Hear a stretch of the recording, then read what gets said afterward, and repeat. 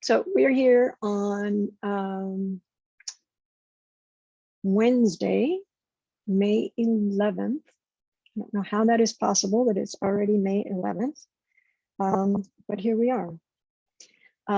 So today we're going to talk about the research papers and formatting using MLA formatting. I'm recording this so that you can look at it again later if that is helpful. Okay, so with that, I'm going to go ahead and share my screen with the sound. And let's have a look at some of the stuff in our classroom. Okay, so let me just open the chat so we can see questions. All right.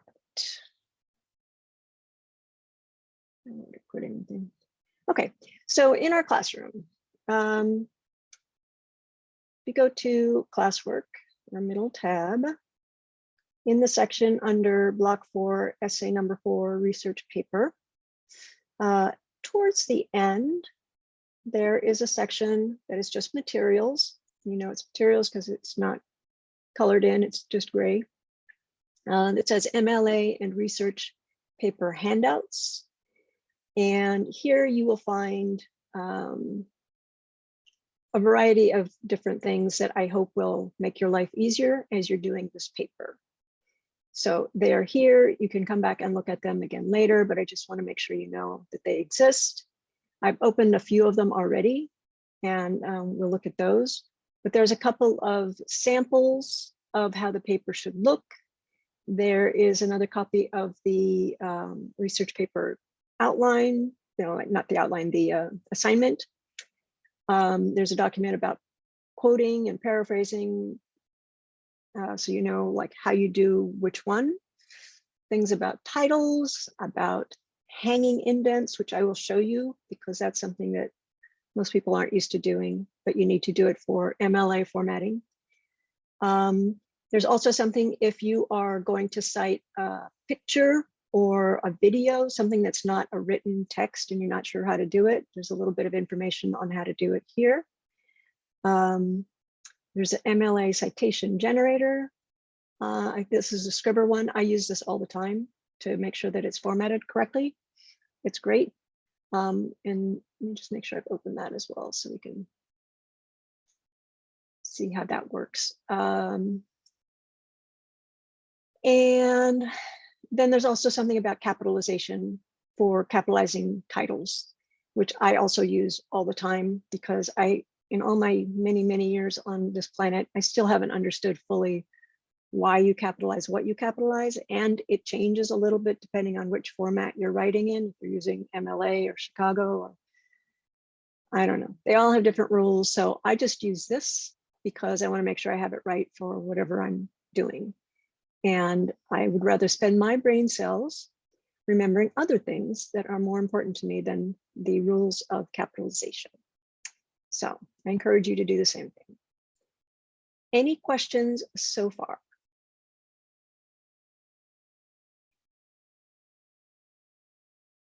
No. Okay, so let's just jump in quickly and I'll show you like that link, title capitalization.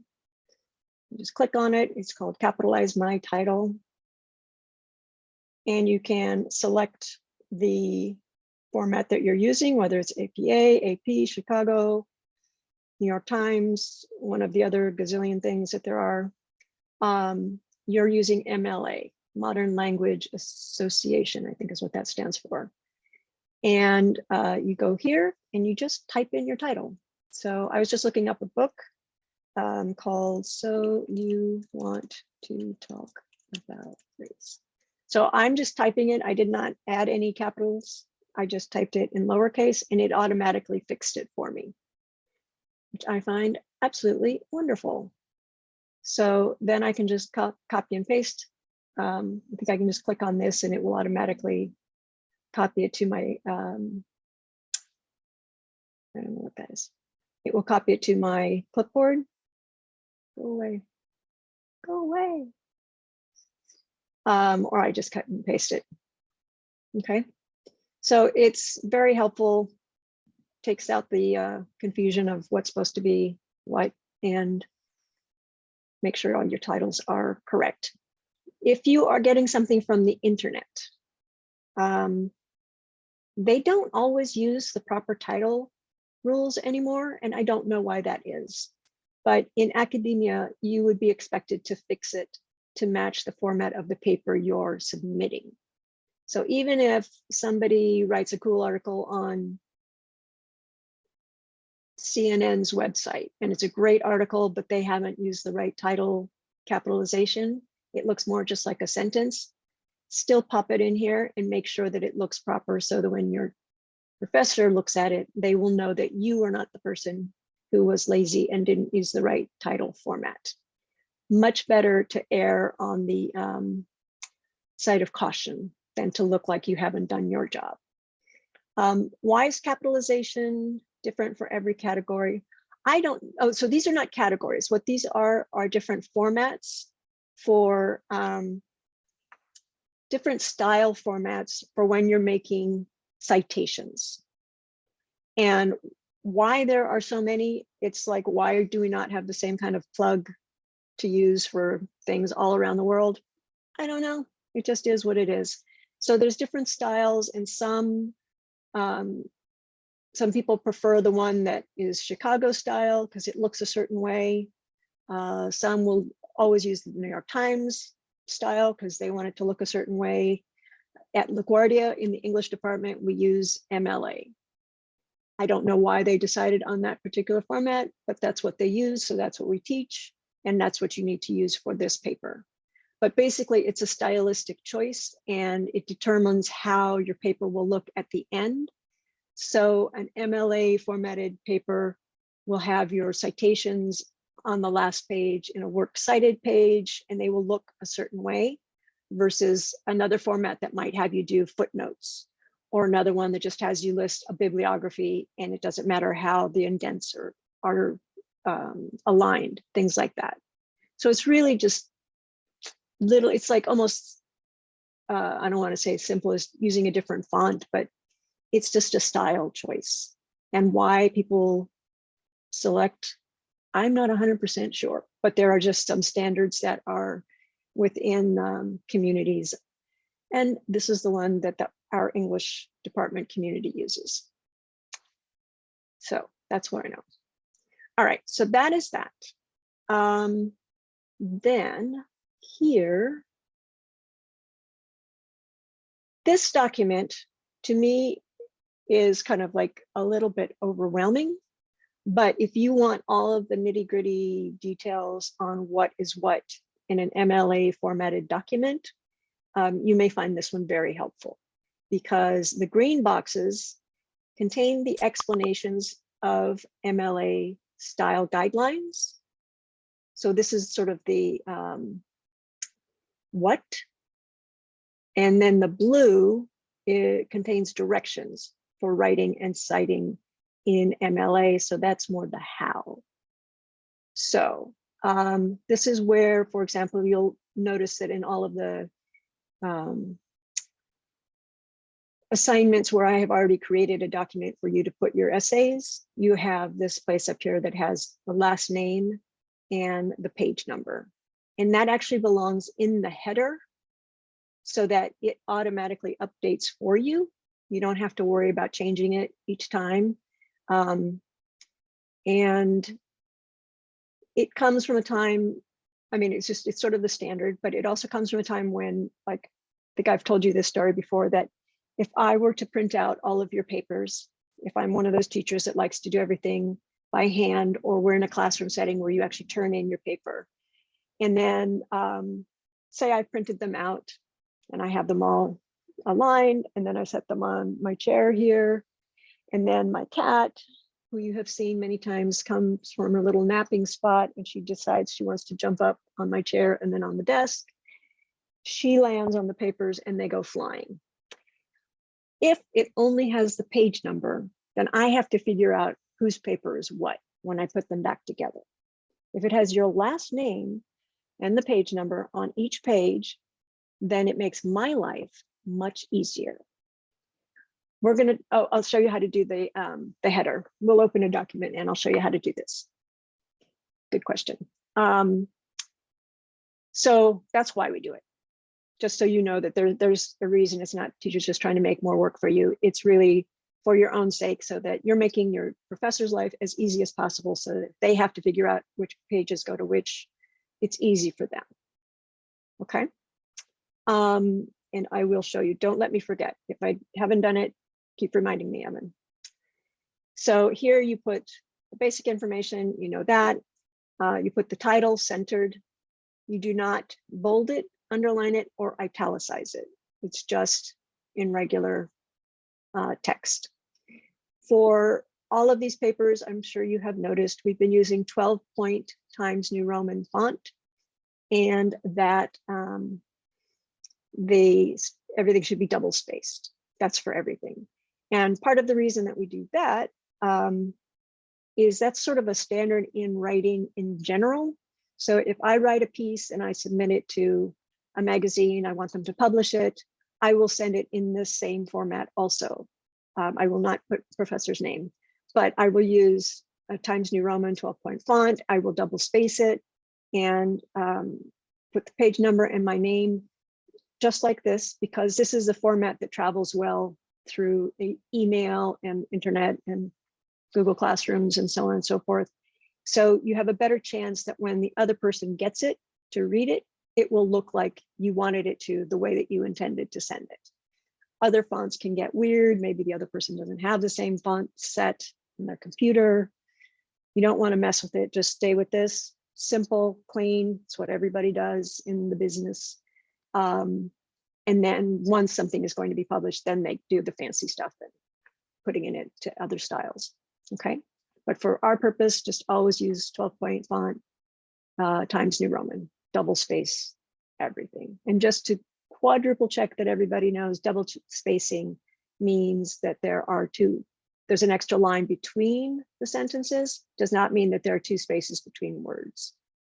You just want one space between words, one space between sentences. Okay. Once upon a time, we had two spaces between sentences, and I had to retrain myself to not do that. But for MLA, it's just one. Okay. So these are the sort of basic things, and that's how you will look at this document if you decide you want to use a sample to make sure that your paper looks the way that it's supposed to look visually. If you're doing headings, you can do that. You don't have to do headings. That's totally up to you how you want to format the paper in that particular respect. And then at the end, this is what your works cited page will look like. And this is what I mean when I talk about the hanging indents. And I think of it like a flag. And this is sort of like the flagpole where it says Allen, RL. That's the last name, first initials of the author. And his name, Allen, the last name Allen is sort of hanging out there, like I could grab it and then swing the flag. So it's hanging in that sense. And then all of this information is hanging down, and it looks to me a little bit like a flag. And that stuff is all indented, but all indented the whole way down. So it's the opposite of the way that we do the paragraphs. Here, for example, the paragraphs are always indented ½ inch on the first line. The reason we do that is so that you don't have to have extra lines between paragraphs, just the regular number, and that your reader has a visual cue that you're starting a new part of your paper, a new idea, a new topic, a new shift in the perspective, whatever it is. It tells them that that's a new paragraph, that's a new thought starting, so that it doesn't belong just to the last bit and you didn't like separate it or whatever. It's a clear visual cue to your reader. That's why we do the formatting, things like this. So you can see here it's indented this way. This is a regular indent. And then here is a hanging indent. So it's just the opposite. okay? I don't know if the visual of a flag is useful, but if that is, you can hold on to it. If it's not, you can say, I remember that weird teacher talking about citations looking like flags. There you go. And it will be alphabetized by the last name of the first author. Good afternoon, no problem. So you will see that this is in alphabetical order. Malik, we're just starting to talk about the MLA formatting for your research papers. You have not really missed much. And I'm showing you some things that are already in the classroom, and we're just looking at them together so you know what they are. This document will give you a sample of what your paper should look like at the end. And my experience is the works cited page is often the part that is like most baffling for students. And so we'll look at this again, and I will give you feedback when you submit a draft for my feedback. I will also give you feedback on the formatting, not just the content of your paper, because this part is, it's a little bit specific and I don't know, can be a little bit annoying, but it has to be done. So we will work with that, okay? And then the idea of MLA in text citations. So this is what we're doing. I'm gonna write this down and we'll talk about this a lot. In text citations in MLA format. So in text means that instead of having the whole article referenced in the text, so the text means the body of your paper, right? You will just have the citation. You will not have the whole article typed out with the name and the authors and all of the, who published it, what year, all of that stuff. You won't have all of that. You will only have the last name of the first author listed in your paper. So here, it's in alphabetical order, so I can look and see, okay, I saw a thing in the text by somebody named Baker. What was that? Oh, that was that book about the century of service, the first 100 years of the United States Department of Agriculture. Okay, now I know which article that is. And then I can flip back and forth. And it makes it a much cleaner look. And it saves you having to redo the citations every single time. You just put that one little tiny citation and it goes in parentheses like this. So if I'm reading through the text and I see here, okay, there's a reference to Danhoff, I can just jump to the end and see that paper is one by, let's see, go down here, we got Clarence Danhoff, Change in Agriculture, the Northern United States, and if I want to look it up, I can. Okay, so when you're in the text and you're reading it, it looks very streamlined. It's not all gobbled up with lots of references that make it hard to look at. So again, a lot of these things about the formatting are about making the reading easy for your reader. So visually, it's not overwhelming, it's not distracting, it's not confusing, it's very clean and streamlined. Okay, so this is just showing you how the paper will look. And again, if you go to the fourth block for the research paper, you'll find it in the section MLA and research paper handouts. And you scroll down a little, it's this one. Okay.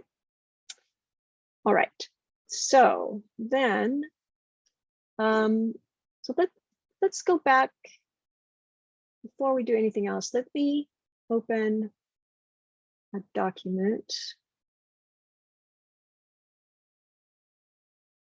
And okay, so I have my document.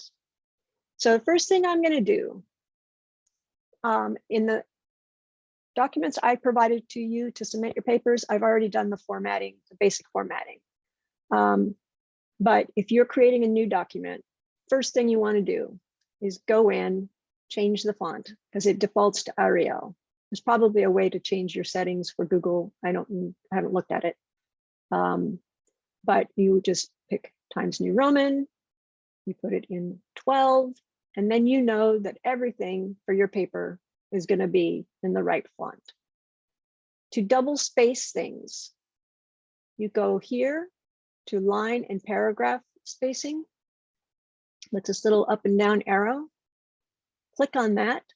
It defaults to 1.15, so it gives you a little bit of space between the lines, but not double space. So you want to just automatically go here to double, click that, and then everything you type in will automatically be double spaced. It already defaults to 1-inch margins, so you don't really have to change that. That you should be fine. Okay, so far so good. Then, and just stop me at any point. You put up your Google hands or just talk to me or chat, whatever. So if we want to insert, what I do when I do, let me just stop for 1 second. When I do the page number as a header, I actually, with the name, rather than doing a header, I'm a little bit lazy. So I insert it as page numbers. Down here, I choose the top right corner. And I do this only because then I know for sure that I'm going to have the page number in there. And I don't have to worry about adding that. If you're just putting a header, you can just insert a header, which would be on the same tab, insert, and add a header or a footer. So that would be either at the top or the bottom. If you wanted to have just no page numbers, but you wanted to have just a note, I don't know, this draft is from Wednesday, whatever you want to put in there. You could do it more simply without the page numbers just by doing that. For our class, I would go straight to page numbers and then just add them. Oops, come back here, come back.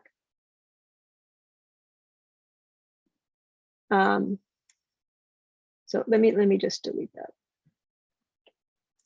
All right, let me, okay, I'm going to do that again since I messed up. Okay, so I'm going to go here, page numbers, top right corner, and here, click on it. It's automatically putting the page number in. Somehow it changed my font. So I need to go back and make sure that's correct. I jump my cursor over to the other side, to the left side of the one, which is automatically there. And then if I add 70 pages, it's going to automatically update all the page numbers for me. And I put in my last name, and I put it in all caps. You don't have to, that's up to you.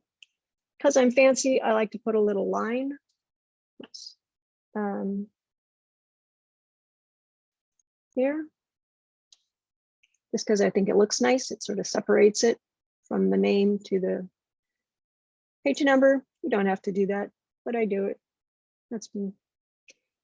And then I know that everything I type from here on out is going to have a page number. So if I add a, start a new page,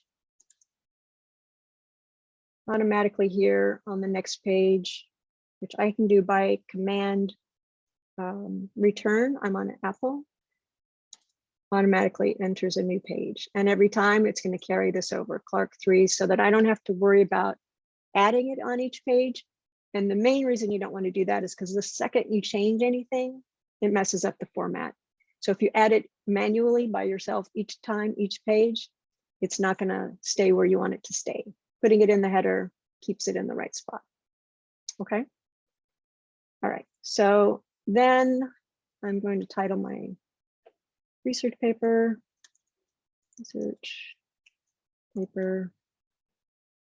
Make sure you center your title, but then after you've entered your title, make sure you go back to the left aligned option. Otherwise, your whole paper will be centered and it will look like a Christmas tree. And then indent for my first paragraph. Blah, blah, blah. And I'm going to write. Okay, so then I've mentioned a great book and then put the last name of the author, which everyone should read. So now I can go over to another website that does work for me, which I use a lot, the MLA citation generator by Scribr.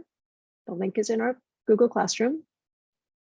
And I can say, help me do this. I want to look up a book and I want to make sure I get the citation correct. So I can look for the book. So you want to talk about race. They give you option for a little tutorial there. So I'm looking for this. It's a printed book. And let's do a search. Oh, it's a workbook. I didn't even know that. That's cool. I'm looking for this book. This one, that's the one I want. Click on it. And it has automatically, that's a book review. That's not actually what I wanted. I take it back. Let's search again.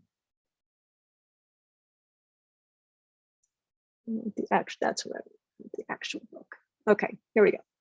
So I typed it in lowercase. I didn't do anything fancy. I just typed in the title.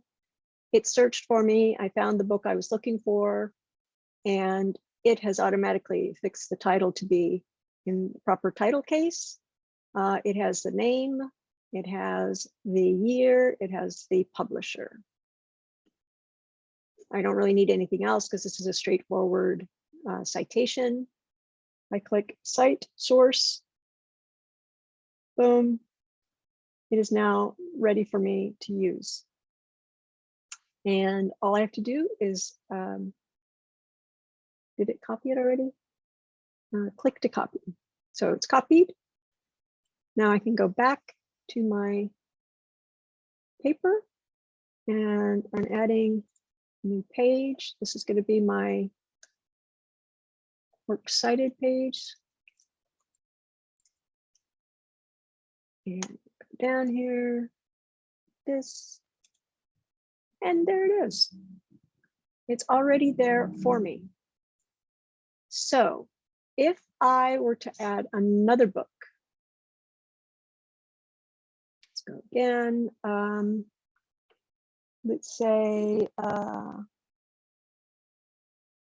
to look for a book with a longer title. How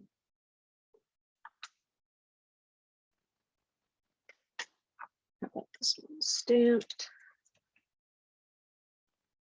from the beginning. Okay, so got this one.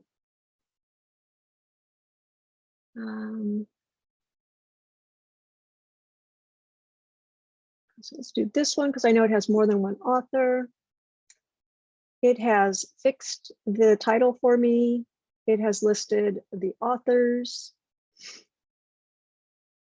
and contributors. And it looks all correct. It has the year, it has the publisher. Looks like we're in good shape. So I click Cite Source.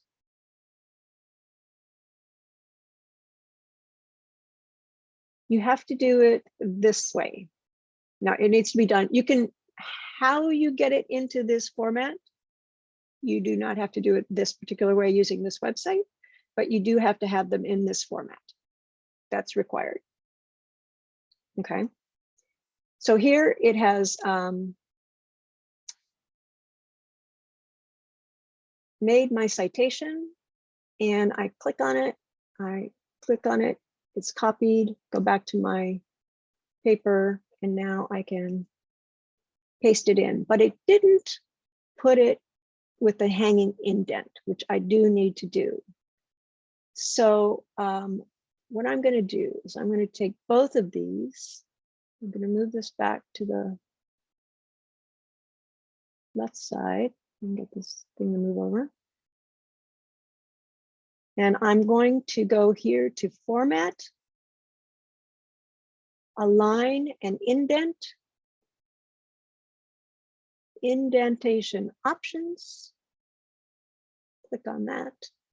And then I'm going to select hanging indent. And now it looks the way it's supposed to look. But it's still not in alphabetical order, so I would move this one down. Oops. So that it is in alphabetical order. So that when my reader is going through the paper, they can just look easily to the works cited page and find it easily. Make sense so far? Kind of, sort of. And again, if you go back to the Google Classroom, there's a document in there called Hanging Indents, where your professor has made screenshots so that you can do this on your own. Okay. There are ways. I have not done this myself because I haven't really written any research papers. But let's say I'm talking about another book, and that author's name is Williams, and it's also good. Then apparently you can format citations right here in tools, citations. So in theory, I can look up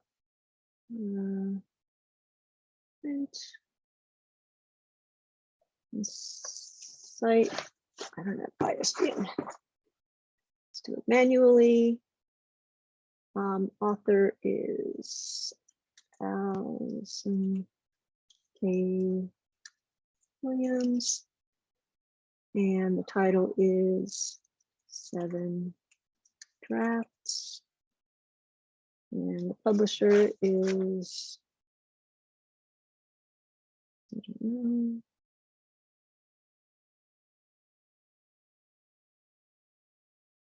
Woodhall Press.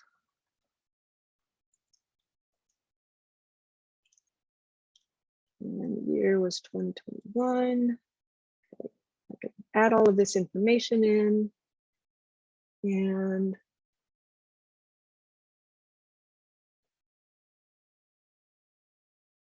I don't know how to make it with my, oh, I have your, there we go. I can't see everything on my computer.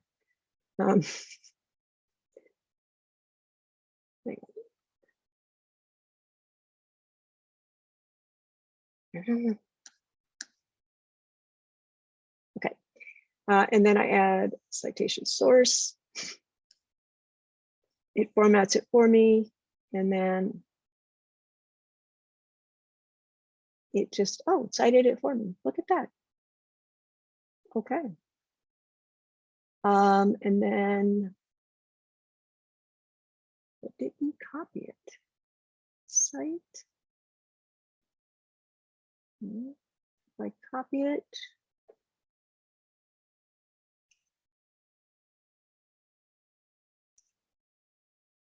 Whoa, nope. That gives me way more than I wanted. That's not right.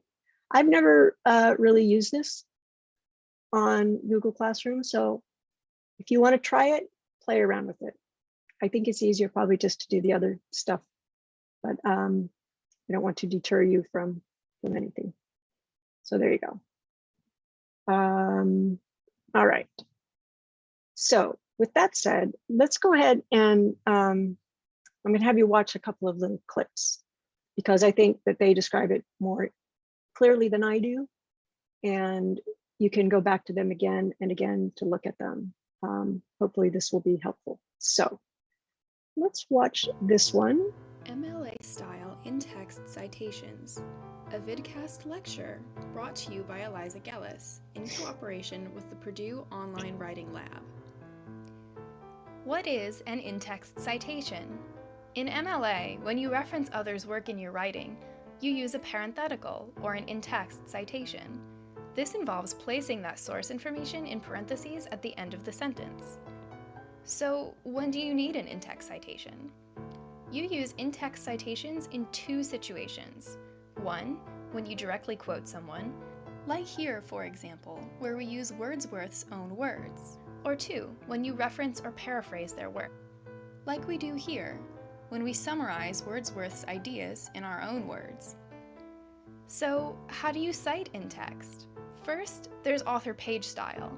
Just use the author's last name followed by the page number. If there is no page number, just the name is fine. For example, here we show Wordsworth's name and the page where we got the quote. For a corporate author, just use the name of the organization followed by the page number, if there is one. As we can see here, we summarize information from an EPA report, listing both the EPA and the page we're paraphrasing. For two authors, list both last names in the order they appear in the source, like we do here with Best and Marcus. For three or more authors, list the first author's last name and replace the other author's last names with et al. Just like the example, only the first author's name is shown. If you're using more than one work by an author, use a shortened version of the title in your citation to specify which work you're citing. Looking to the example below, here we use Visual Studies as a shortened title to let our readers know specifically which of Elkins's pieces we're quoting. And if there is no author, just use a shortened version of the title. Again, here we use Impact of Global Warming to help our readers identify which piece we're quoting, since this article has no author. With online sources, you're unlikely to have a page number, so just the author's name or the title is fine. For example, since the Purdue OWL webpage doesn't have numbered pages, we just list the authors who worked on the specific piece we're quoting. Still confused or unsure? When in doubt, just remember that your in-text citation should match up with the first thing listed for that source in your work cited. Lastly, there's signaling in text. That's when you incorporate all or part of your parenthetical citation into the sentence itself. Thinking through this, we can see from the example below that we've included the author's name, part of our citation, into the sentence itself. This is often the most elegant way to incorporate a quote and use an in-text citation. Thanks for watching, and don't forget to check out Purdue OWL's other resources on our website. This vidcast uses MLA. Okay. Was that helpful? Did it make it more confusing?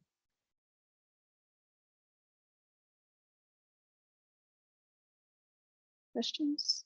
This is just about the citations. That's all we're talking about right now, is how to do the citations.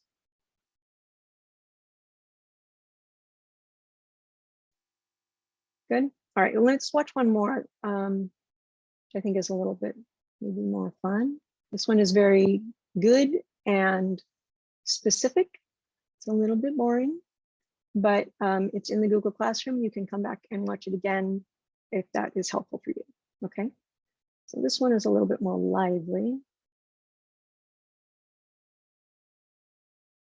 Are you supposed to cite your sources in MLA style? Then you need to keep watching. In this video, you'll learn what to include in an MLA in-text citation, where to place it in a sentence, and how to deal with missing information. Hi, I'm Jessica from Scriber, here to help you achieve your academic goals. An in-text citation is a concise way to identify the source of certain information. You should include an in-text citation every time you paraphrase or quote from a source.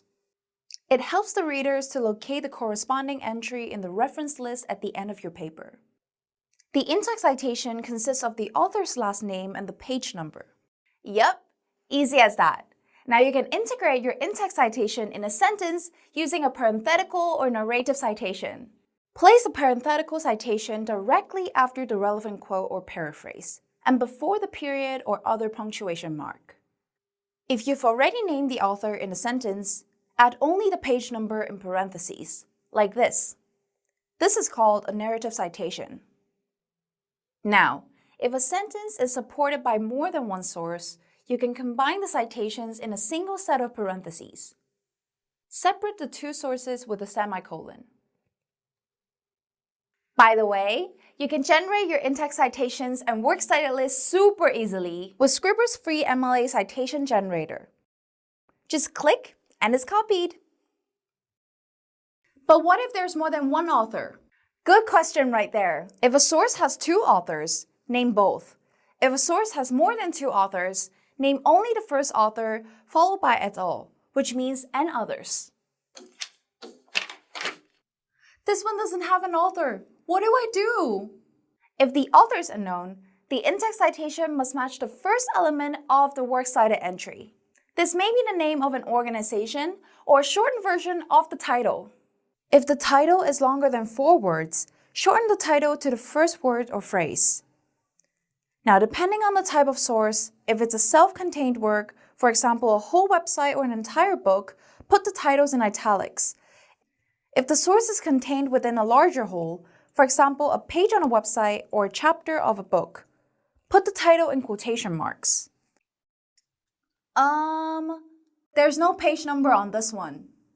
If a source does not have page numbers, but is divided into number parts, for example, chapters, scenes, or times, use these numbers to locate the relevant passage. If the source does not use any numbering system, include only the author's name in the in-text citation. Don't include paragraph numbers unless they're explicitly numbered in the source. Let's take a look at some exceptions. If you cite more than one work by the same author, add a shortened title to signal which source you're referring to. In this example, the first source is a whole book, so the title appears in italics. The second is an article published in a journal, so the title appears in quotation marks. To distinguish between different authors with the same last name, use the author's initials, or if the initials are the same, full first names in your in-text citations. Sometimes, you might want to cite something that you found quoted in a secondary source. If possible, always seek out the original source and cite it directly. If you can't access the original source, make sure to name both the original author and the author of the source that you accessed. Use the abbreviation qtd.in, which is short for quoted in, to indicate where you found a quotation. Now go on and cite your sources either manually or with help from Scribber's citation generator. Before you do that, make sure to drop a like and sub Scribber for more academic content. I'll see you in the next one. Okay, so our friend Jessica there in the video has lots of great videos. I think it's a great site. So if you want to look for other things for writing in general, this is one you might want to just note down for future reference, or like the subscribe to their page. It's a great resource for tutorials on all kinds of writing things. All right, questions, comments, thoughts, concerns?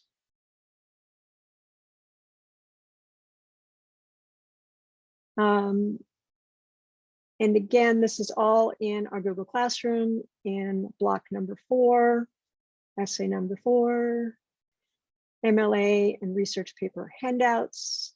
And you can watch these clips again. There's lots of things that hopefully will help you to get this right. Don't worry if you don't have it exactly perfect.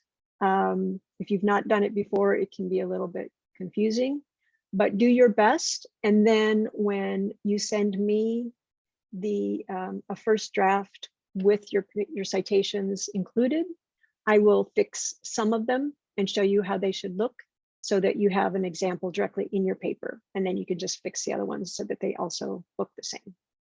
Okay. And again, don't worry about trying to memorize how to do this.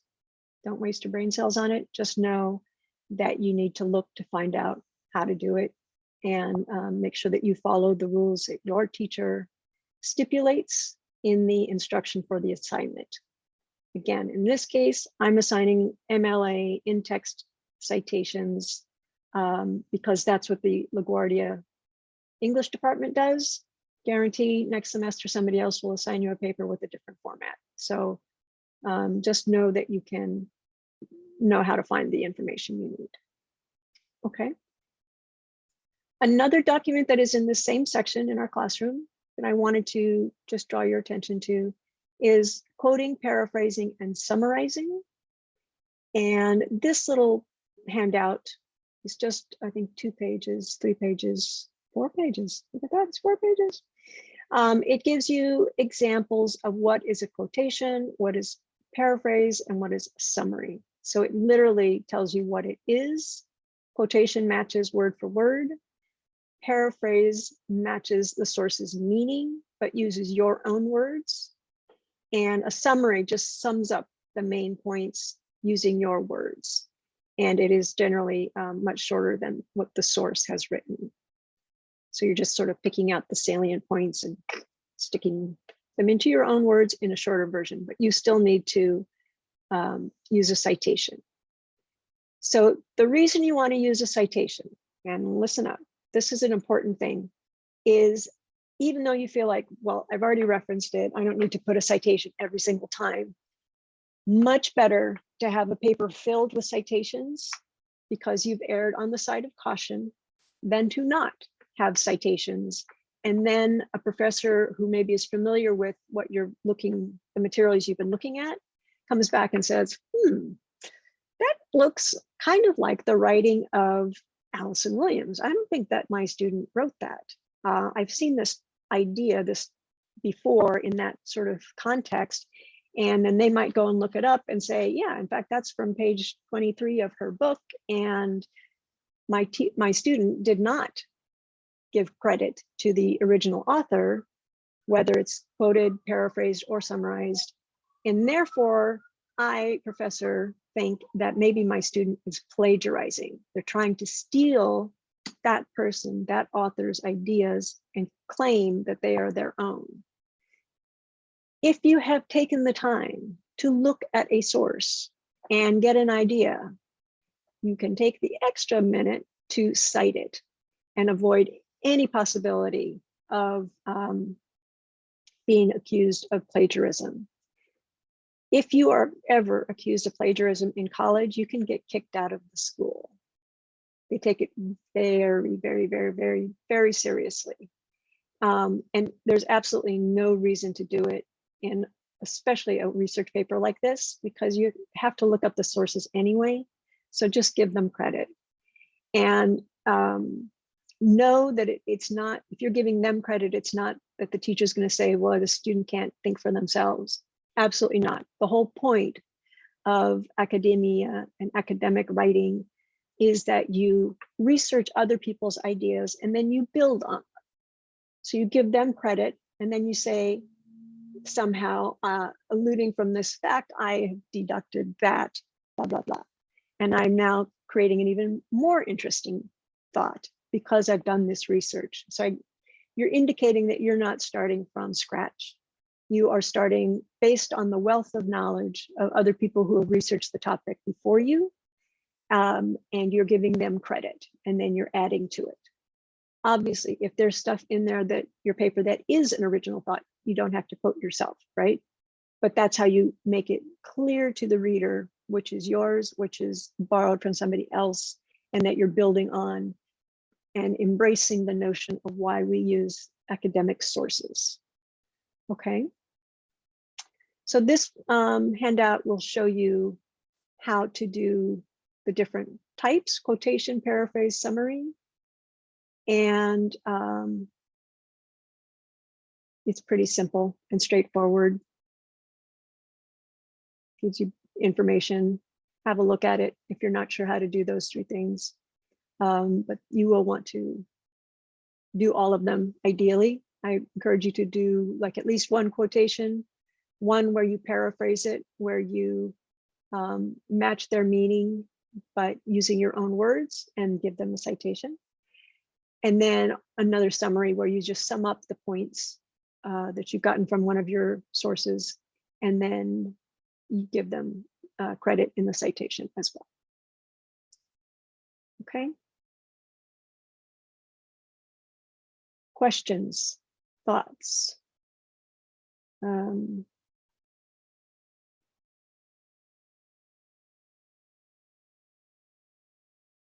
Comments? They're all very quiet.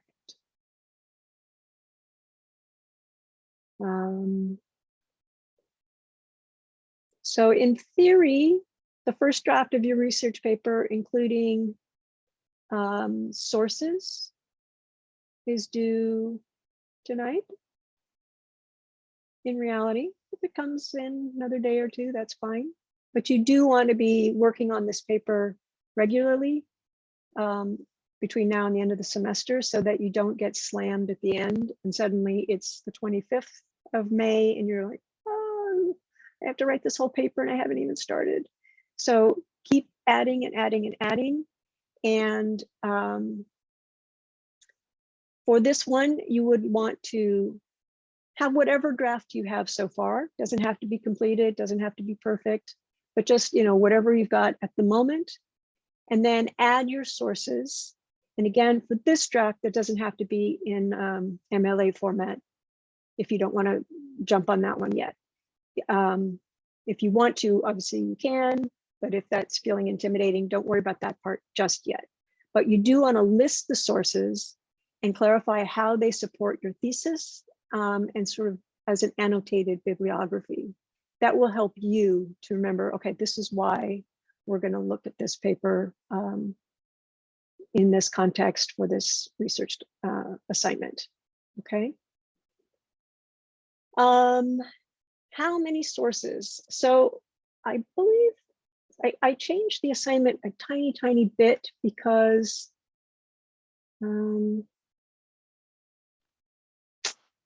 let's see, 4 sources. So 2 should be academic sources, peer-reviewed, which is what we looked at last week in the LaGuardia database. The English department has actually loosened up their requirements. You don't have to have peer-reviewed sources, but I still encourage you to try and find some peer-reviewed academic sources. So ideally you would have 2 of those and then 2 of whatever else. So you want to have, try for 4. If you have more, that's great. If you end up with 3 because you're just like, I just could not find another thing because my topic is too narrow or whatever, it's not the end of the world, but you should have 4. That's what you're aiming for. And they can be, let's say in your case, Suhail, you're writing about the electric cars, are you correct? So you might have a one about the science behind the pollution of electric cars versus fossil fuel run cars, gas cars. Then you might have another academic paper about the economic assessment of, you know, if you buy a Tesla, it's going to cost you a lot of money up front, but at the end of the day, it will save you money because you're not buying gas. And particularly look at the way the world is right now, if gas is $6 a gallon, suddenly you're like, maybe it's better to put up the money right up front and have an electric car that won't cost me as much in the long run. So you might want to have those as sort of scientific academic sources, and then have, you could include an article from somebody who is from the car industry, for example, who weighs in on this is great and this is going to really, this is the future, it's going to create new jobs, it's going to be wonderful. And then maybe an article, somebody else saying, yeah, but it's going to destroy the used car business. You know, if we can't get electric cars for everybody, what do we do with all of the used cars that are still polluting up the atmosphere? You know, are they going to be banned? Are we going to sell them for parts? Are we going to build new cars out of those? Are they going to electrify old cars? I don't know. I'm just throwing out ideas. I'm making this up as I go along. But you could have, you know, sort of just interesting articles that relate to your topic for the other 2. And if you can't find academic sources, you can have 4 non-academic sources. And I would just say, make sure that they are verified, that you have looked at this little section down here, which we had an assignment about, maybe it was in 3, this one, the fake news and media literacy section. Just make sure that the paper that you're sourcing is viable. It is from a reputable publication. It is from an author that is not just making up random things off the top of their head, but they have something to back it up. So yeah, so as long as it is considered a reliable source, you can use that. So maybe not your cousin Bob down the street, but unless your cousin Bob is an expert in this area, then definitely use cousin Bob. But they can be much more general articles. And again, when you send in your draft, like the one that is due today or tomorrow or whenever, with the sources listed, if I see something that jumps out at me and I'm like, I don't know about that, I will look at it and then let you know if I feel like that's not really a reliable source. But you have pretty much free reign here, as long as they're reputable sources. Okay. I guess that's it. Any other questions, thoughts, concerns? No. All right. You can cite a video, absolutely. And again, in the Google Classroom, there is a document, I think there's actually 2 documents on how to cite other kinds of materials that are not printed or written text. So yes, you can absolutely use a video, YouTube clip, a TED Talk, podcast, anything, whatever works. Okay. All right, my friends. You are free to go. Enjoy your work on these papers. I hope you're finding them interesting, and keep writing. And we will meet again on Monday. Okay.